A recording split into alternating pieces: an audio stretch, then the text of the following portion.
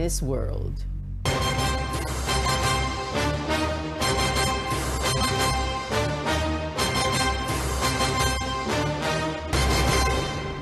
We begin with a surprising turn of events. President Rodrigo Duterte dropping his 2022 senatorial bid.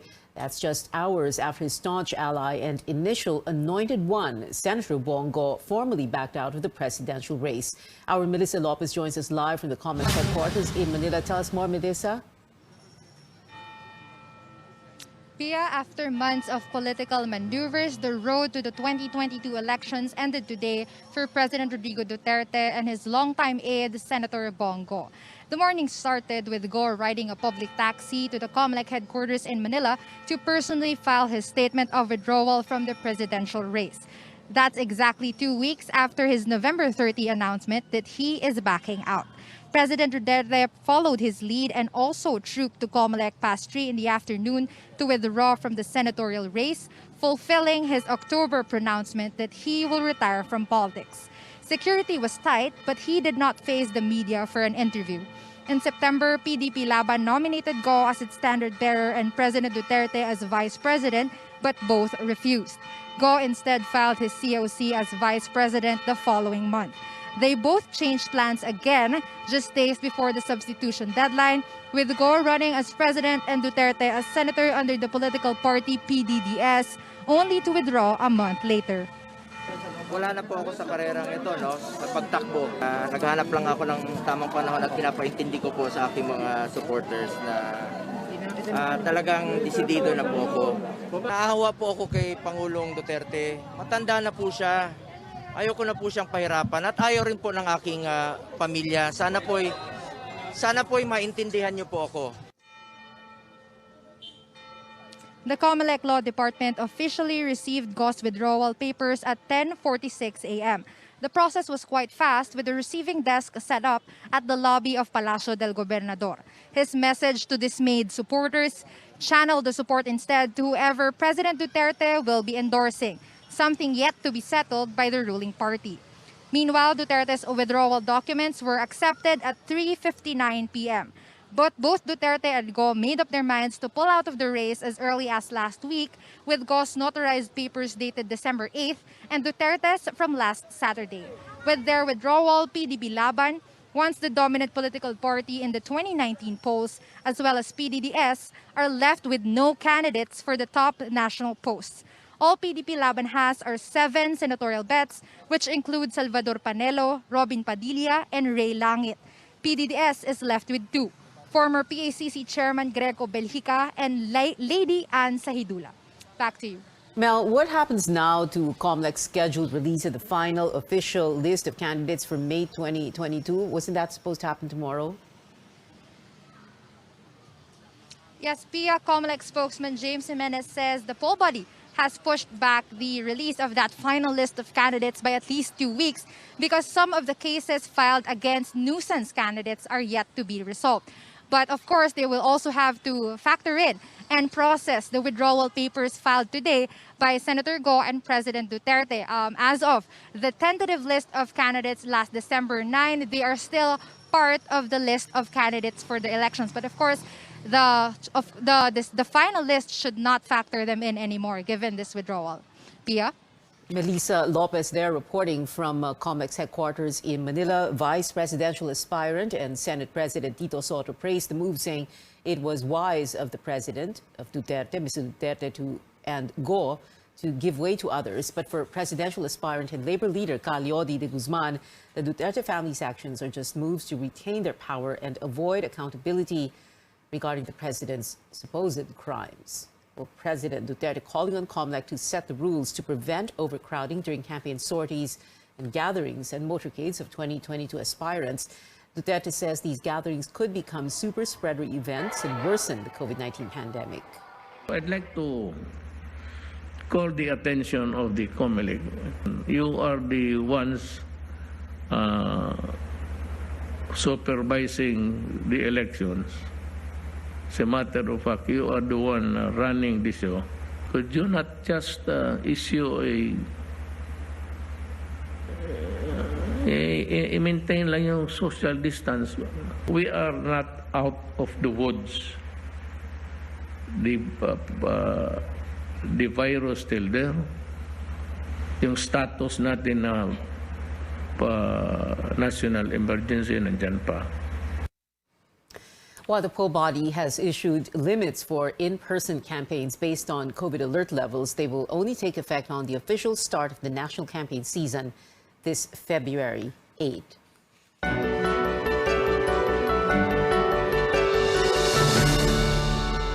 The country logs 235 new COVID-19 cases. This is the lowest single-day tally in 18 months, but the figure excludes data from 12 laboratories. Active cases, meanwhile, dropped to over 10,500.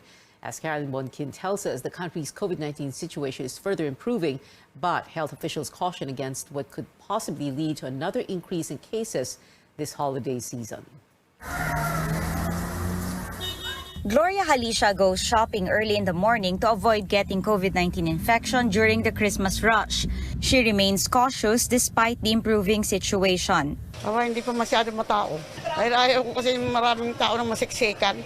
From nearly 5,000 new cases daily in July, the country has only logged 380 cases a day between December 8 and 14, while Metro Manila only had 83 cases. All provinces are at low risk, and so far, daily deaths down to 6.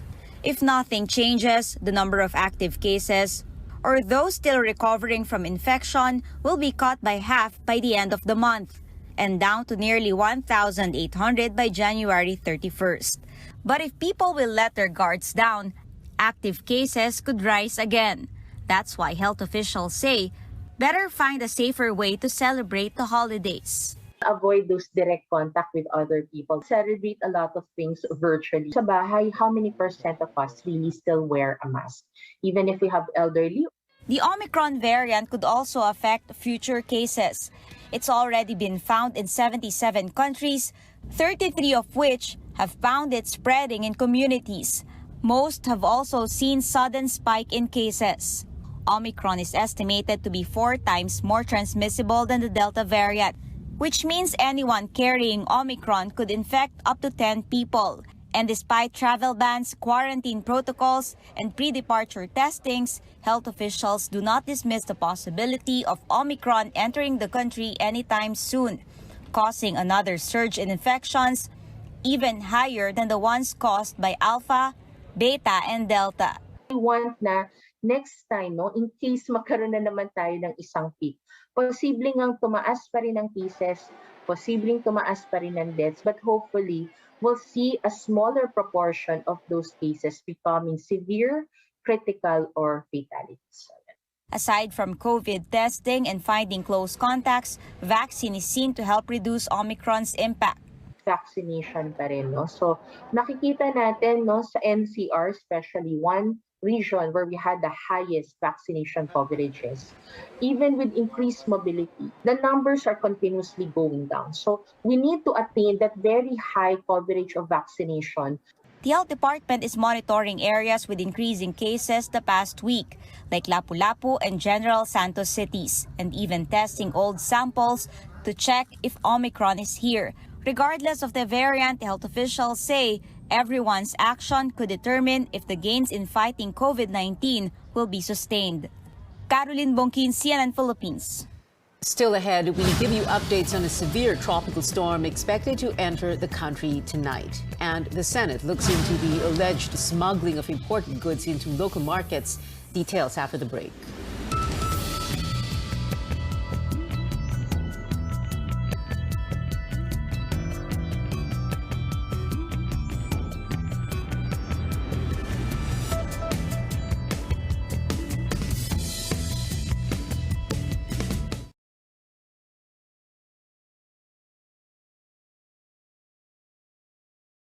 Snow white slopes of new remain, we're seeing red, a whole lot of red, as 232 Santas took over the mountain for a holiday charity event.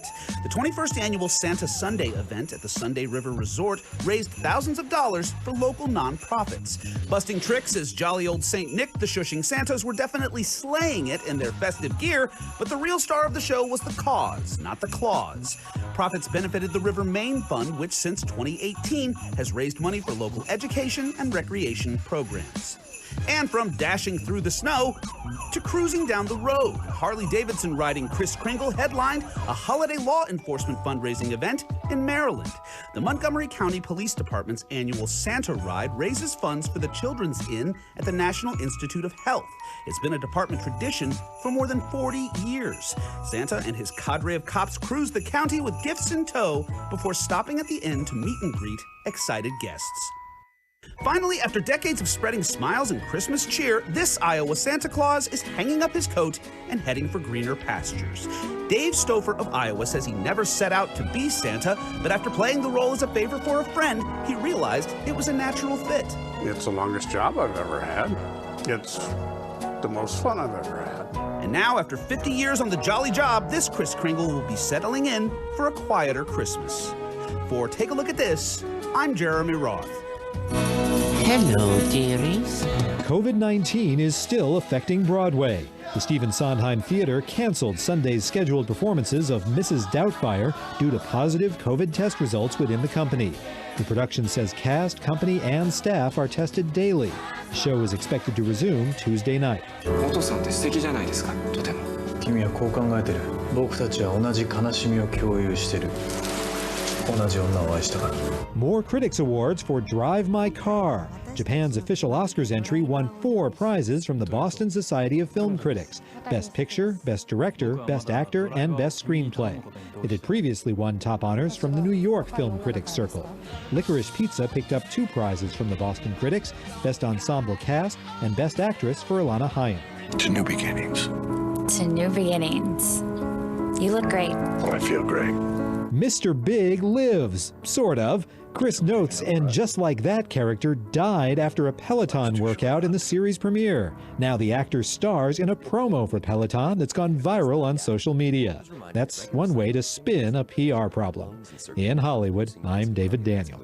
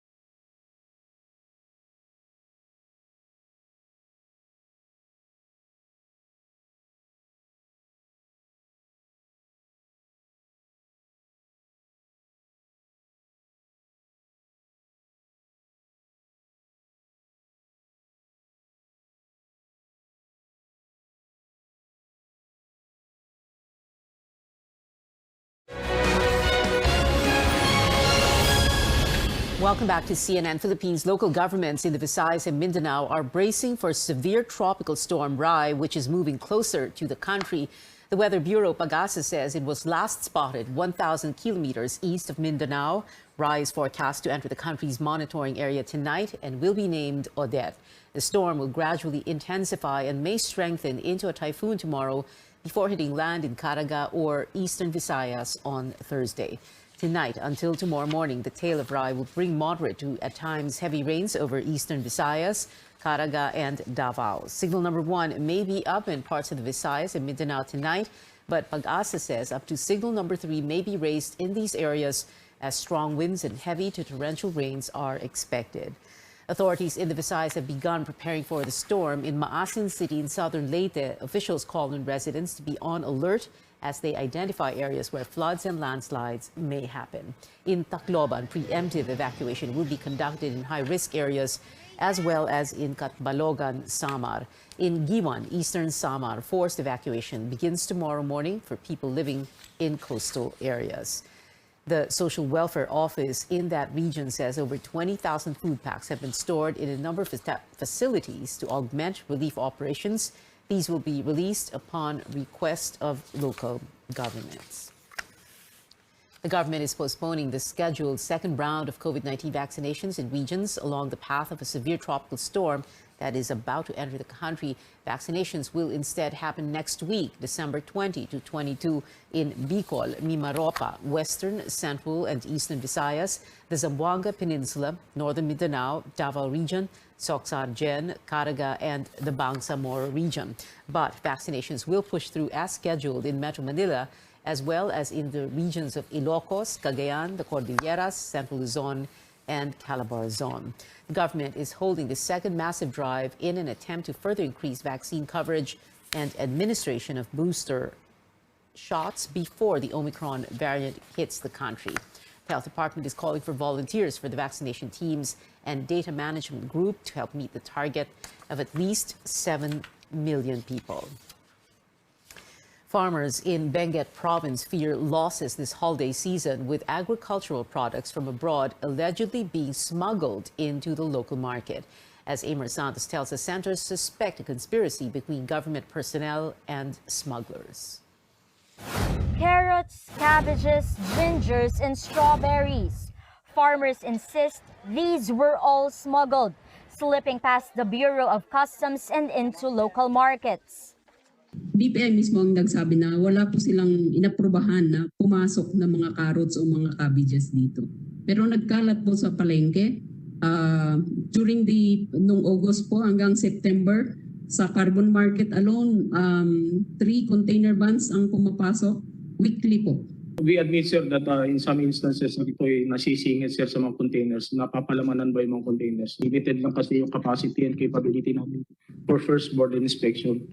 At the Senate Committee of the Whole's hearing on agricultural smuggling on Tuesday, senators suspected a conspiracy among various government personnel and syndicates. Once proven, Senate President Tito Sotto said they will recommend the filing of administrative and criminal charges against erring public servants. Senator Risa Ontiveros also sought the delisting of 4 companies she said were repeat offenders. They were involved in the biggest seizure of allegedly smuggled agricultural products at the port of Subic in October. According to the Justice Department, it received 75 complaints on agricultural smuggling since 2016, but only 4 have been filed in court. This holiday season, Benguet farmers say the demand for their assorted vegetables could grow up to 3 million kilos per day. But it's under threat now with foreign produce flooding the markets. In the case of Korean strawberries competing with La Trinidad Harvest, the Bureau of Plant Industry maintains these went through a process, but it's unclear why the importation permit allegedly misdeclared the shipment as ornamental plants. BPI, why are you killing your fellow Filipinos? Gusto niyo mo lang ng hanap buhay yung mga kababayan natin doon sa La Trinidad? Import kayo ng import. Tinataon niyo pang peak season bago kayo nag-i-import para kayo nananadya.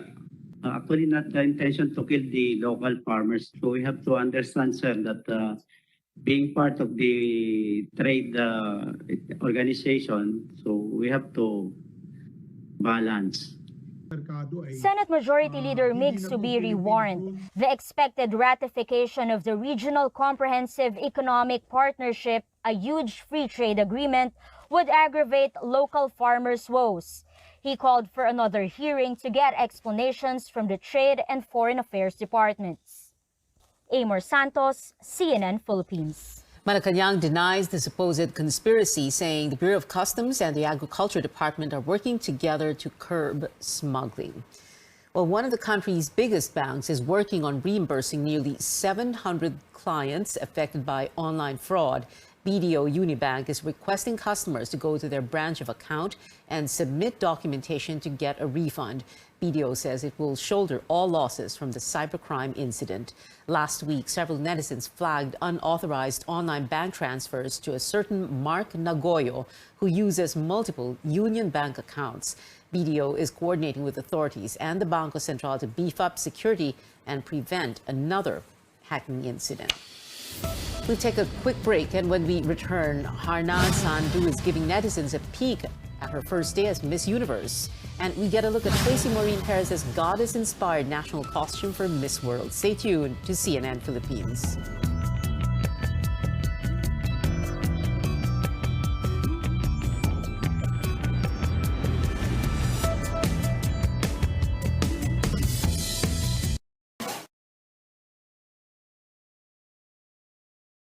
Is a cook at a resort in Santa Fe in Cebu's Bantayan Island. She was among the thousands who lost their jobs at the onset of the pandemic in March 2020 and had to look for other sources of income. For us to survive, we resort to online selling and plant vegetables. At least it can help us with our daily needs. Randy and Cheryl Istur work at a BPO company in Cebu. While work from home is an option, the couple says the lockdown took its toll on their well-being. We felt anxious. Both mental and physical health. Prior to the pandemic, we had physical activities like we ran together. I played basketball every weekend, so this was gone. Cebu went through its lowest COVID-19 episode when it suffered the highest number of cases nationwide. The national government had to intervene in the pandemic response as it sent over a number of IATF officials, only to be met with some policy resistance from local officials. Among the sticking points, requiring RT-PCR test for returning Filipinos 10 days upon arrival while staying in a quarantine facility. Governor Gwen Garcia, however, ordered the swab test upon arrival and on the 5th day. Her reason? Give more family time for OFWs. Cebu also shortened the isolation in quarantine facilities and required the use of wearable air purifiers for all PUV drivers and installation of air purifiers in establishments. But I'm governor and people trust me to find what is best for them. I must decide for those that need to go out every day to earn a living, in order that they may buy food for their families. A combination of aggressive vaccination, law enforcement, and public observance of health protocols drastically reduced the province's active cases from 6,000 in August to fewer than 200. The highly urbanized cities of Cebu, Mandaue, and Lapu-Lapu have fewer than 100 active cases. And I would say definitely the vaccines played a huge role here. But when it's a policy like Oplan Puyo for Cebu City, it really worked. Even with the Omicron variant, Loreche is confident the province is ready to handle a possible spike in cases. At the end of the day, we are not downplaying it. But what we're saying is this: provided all the measures are in place, and we continue on with our vaccination activities. Cebuanos are also prepared to preserve gains achieved from pandemic response efforts. Hopeful for a Merry Christmas, and then we get to be more prepared. I hope that the pandemic will be over. It is really difficult if this situation continues. It is difficult to find money and livelihood. Dale Israel, CNN Philippines, Cebu. A bass guitar played by Paul McCartney during his Wings days was just auctioned off for more than $470,000, the most ever paid at auction for a bass guitar. And a Telecaster smashed by Eddie Vedder smashed the auction record for a smashed guitar, selling for more than $266,000. The guitars were part of an auction that raised over $2 million for the charity Music Rising, which aids the Gulf Coast's music community. If you go with him, no one will ever forgive you. The critics have spoken, and they're loving West Side Story and Belfast. Both films lead the pack of nominees for next month's Critics' Choice Awards, with 11 nominations each. Dune and The Power of the Dog were right behind them, with 10 nominations each. This is the team that's going to take down the most dangerous wizard in over a century. The first full trailer for Fantastic Beasts: The Secrets of Dumbledore just dropped and is giving fans a peek at the team young Dumbledore has assembled to bring down the evil wizard Grindelwald. The Harry Potter spin-off is set to hit theaters in April. In Hollywood, I'm Douglas Hyde.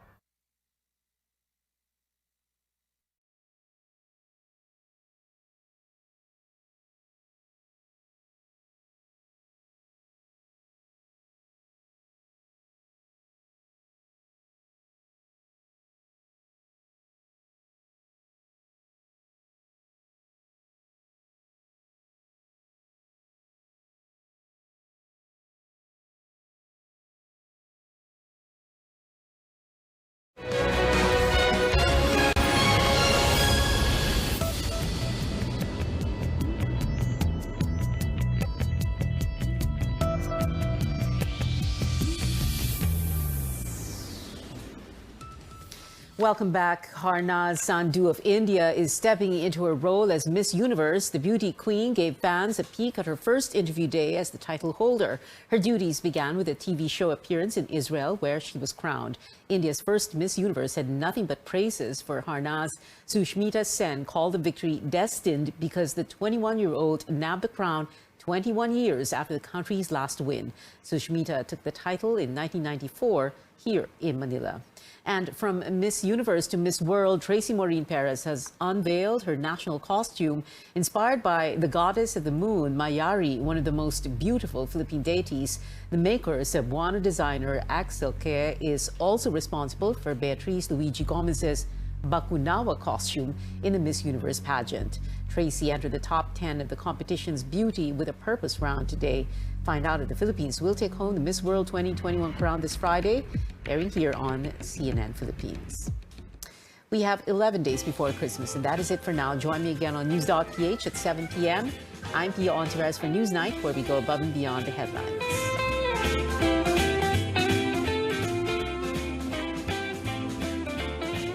As we end the show, the Energy Department sharing a few tips and tricks on how we can be more energy efficient. Take a look.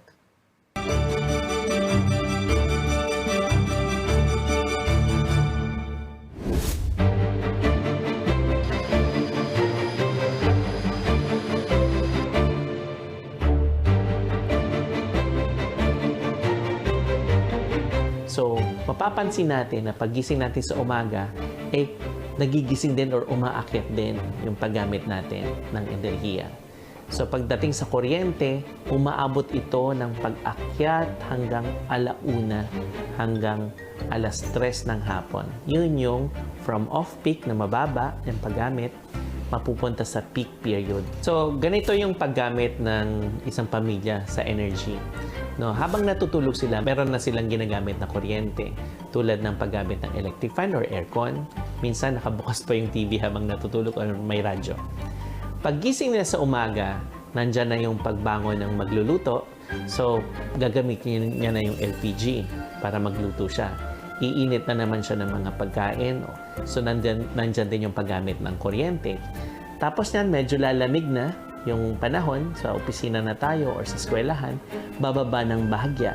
Pagdating sa bahay, nanonood ng teleserye, nanonood ng TV, so umaakyat ulit.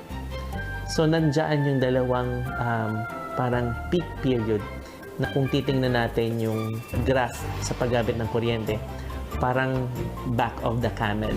Ang mga ginagamit namin na appliances ay TV, electric fan, washing machine, microwave. Bali, nung wala pang pandemic, ang electric bill namin ay 1,000 plus, 2,000. Dumating din yung time na sobrang liit lang siya, 700. Marami talagang naapektuhan sa atin ngayong itong pandemya dumating na COVID-19.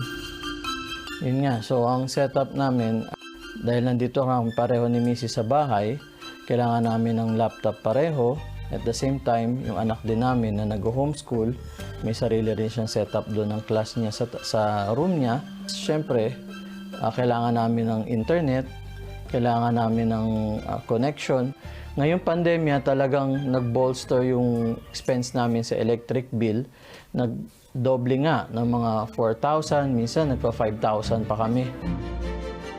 Ang kwento kasi natin ng energy efficiency sa bansa natin, bungad ito ng kakulangan ng kuryente. Hindi dapat ganun ang usapan pagdating sa energy efficiency. Ito ay ang masinop na paggamit na i-enjoy natin ang dapat nating makuhang mga convenience sa pagkakaroon ng enerhiya, pero mas sustainable ito. Mga maliliit na bagay or yung behavioral nga ang target natin na ang energy efficiency ay pang-araw-araw siyang gawain natin. At yun ang talagang take-away na gusto nating sabihin. Enerhiya ang atin na ito eh. Pagka ginamit natin ng wasto, mas madami nating mapapakinabagan sa mas mahabang panahon.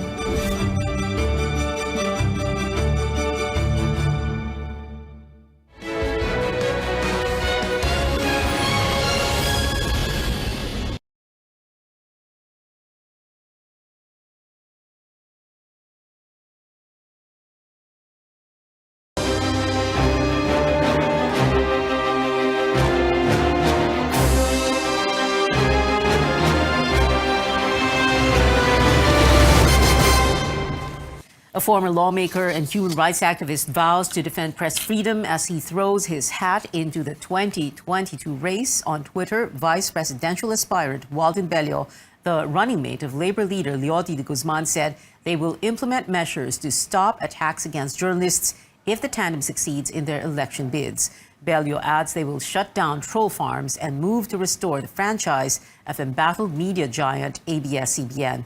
The aspirant also remembered the Maguindanao massacre 12 years ago and pledged to seek justice for the victims. 58 people were killed in the incident, including more than 30 media workers. We now have with us for up close Vice Presidential aspirant Walden Bello. Good evening, sir. Thank you very much for joining us. Very quickly now, let's go through these promises you made about protecting media workers and journalists. Go ahead, sir. Let me just say that the role of the media is extremely important. We do have a number of major proposals to protect journalists. I would say that we do need a special prosecutorial team that would be just focused on investigating and making sure that justice is done when it comes to the killings or the hurting or the threatening of journalists. That I think is extremely important. We did say that yes, we are going to push for the restoration of the ABS-CBN franchise, and we will dismiss all charges that have been made up by the Duterte administration against Maria Ressa and Rappler. Pia, the problem really is not just random violations by politicians. It is really the mood of being anti-free press that encourages these kinds of violations below. And Malacanang under President Duterte has been so anti-free press, that it's almost like a license, to people that would like to destroy the freedom of the press because their interests are being affected, Yes. by local and national journalists. Yeah. So we really need to get this atmosphere of intimidation that Sir. is represented by Duterte. That is number one. Yes, That well, has sir, to be removed. Let's be very specific. When you say that, number one, you're going to move to restore ABS-CBN's franchise and dismiss all these cases against Rappler's Maria Ressa, how exactly are you going to do that? Because, of course, franchise is the responsibility, hawak yan ng House of Representatives. So, President Leody de Guzman would order or coax congressmen to give ABS-CBN its franchise, and then for the cases against Maria Ressa et al., you're going to order the judge to rule to dismiss the cases or to say that Maria Ressa is not guilty. Ganun po ba? Yeah, on the second, on Maria Ressa, you remember it is the executive that has launched these charges against Maria Ressa. Okay, Was it a private citizen? It was a private citizen who filed the cases. Yes, but it is backed by the executive. Okay, and I think that once you have a different administration, that basically says it is not going to support, the prosecution of these charges against Maria Ressa, I think that will make all the difference. Alam mo naman, nagbibiro tayo eh. Hindi naman yung private citizen na yun is really the one. He's being pushed by Malacanang. That's it. Wag na tayong magbiruan. That's Duterte's ploy. And if we but to go to the second point, yes, Congress will have to take a role in terms of restoring the franchise. But we all know naman, that the reason that those members of Congress voted, to take away the franchise is against because the president spoke out against ABS. Yes. Okay. Was because of Malacanang's pressure. Well, of course. Yes. Well, sir. Yes. Actually, this private citizen you referred to has already said before that he has done this on his own. Anyway, sir, we need to move on to another favorite topic of yours, Bongbong Marcos and the Marcos family. So, first, my question is, President Duterte has gone after Bongbong Marcos, saying he is a weak leader and a spoiled child. Siyempre, top of mind for all of us kasi is that he's leading the survey. So that's why else would people be attacking him, right, sir? Kasi, diba, papansinin niyo ba siya kung mababa siya sa surveys? Well, the problem really is, that the Marcos family has, participated, led this effort to try to paint what were the most nightmarish years in our country as a golden era. No? And I think that's, the guy is not running on any platform. It's just on this image. And what we are going to do in this campaign is to expose the fact that he has feet of clay, he has no record, okay? And, that all that is being presented is an image that is wrong, that in fact was not the case. He's running on the Marcos legacy of repression and oppression and exploitation. And I think by the time that this campaign is midway, this guy is going to go down in the polls. I mean, Filipinos will appreciate the truth about this fellow. I mean, this is Marcos running again.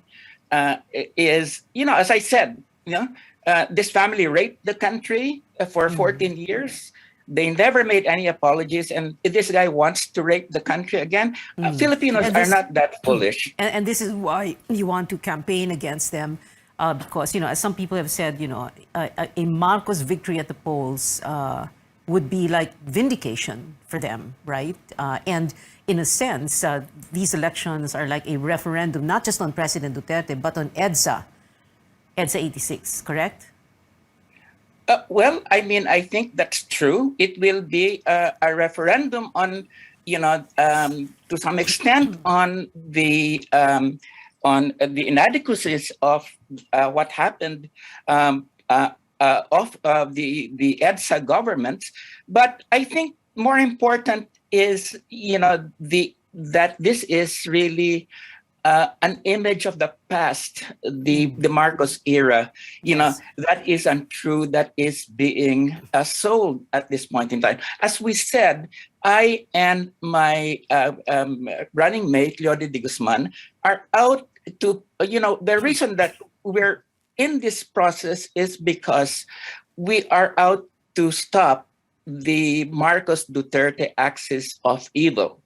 And in order to do that, we are presenting a vision for the future that does not bring us back to the dark era of the Marcos period. Well, sir, yes. That goes away from the inadequacies of the EDSA period, and of course, away from the bloody reign of Duterte. We are presenting a program, very detailed program for the future, and that's what differentiates us from the other candidates. Well, part of this effort, like you say, to defeat this axis of evil, as you call it, is to exhume the body of Ferdinand Marcos from the Libingan ng Mabayani, where it is currently buried, and return it to Batac. So are you saying that if you and Leody de Guzman were to win, the two of you would personally go to the Libingan and oversee the exhumation of the remains and its return to Batac, Ilocos Norte?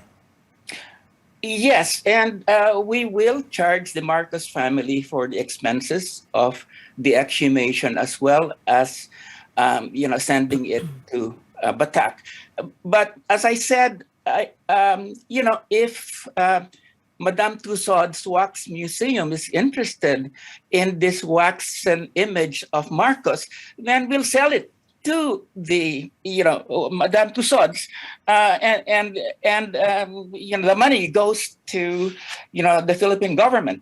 So as far as we're concerned, let's exhume that body, get it out, get it to Batac, or send it to Madame Tussauds in Hong Kong. Would they be interested? I would imagine so. Madame Tussauds would, they take all sorts of images, including waxen images. Just recently, Bongbong Marcos, through his lawyer, submitted drug test results to PIDEA and the NBI and the PNP. You believe them, of course. Do you? I would never believe anything submitted by a liar like Marcos. I mean, this guy lied about his university degree, right? Even if it is supposedly a certification from a renowned hospital, St. Luke's, although we did try to get official word from them. Well, I would not put anything beyond this family. They could buy St. Luke's for all I care. This is not something that you would take firsthand coming from Marcos. And as I said, if the COMELEC wants to requires us to do drug testing, Cal Leody and I will do it, but we're not going to do it to participate in this circus that is mainly out to clean Bongbong Marcos. No, this is not. And unfortunately, Isko Moreno and Soto, etc., they're all participating in this circus at this point in time, and it's shameless. It's shameful. Okay, well, Leni Robredo said she would undergo drug testing, basta random. But anyway, sir, we need to take a very quick break. When we return, we'll still have with us Vice Presidential hopeful Walden Bello.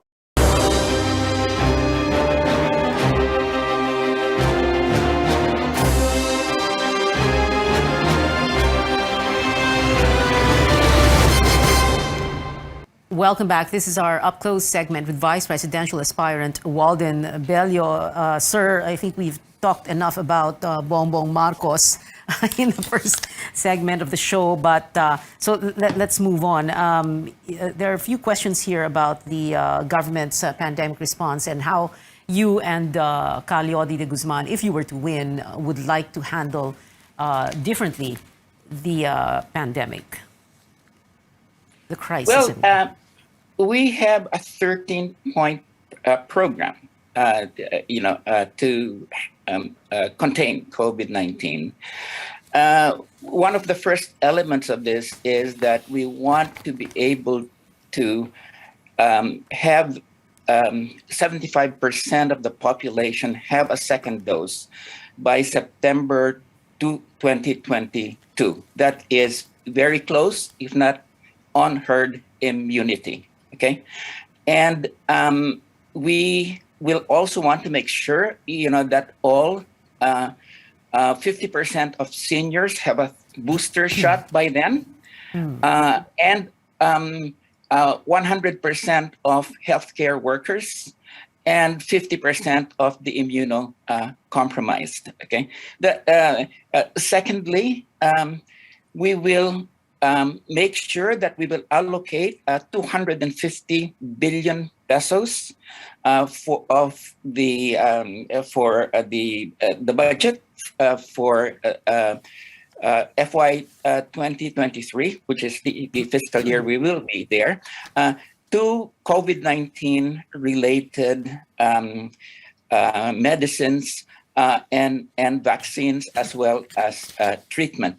And we will prioritize the purchase of Milsarvir, which is one of the major COVID-19 mitigation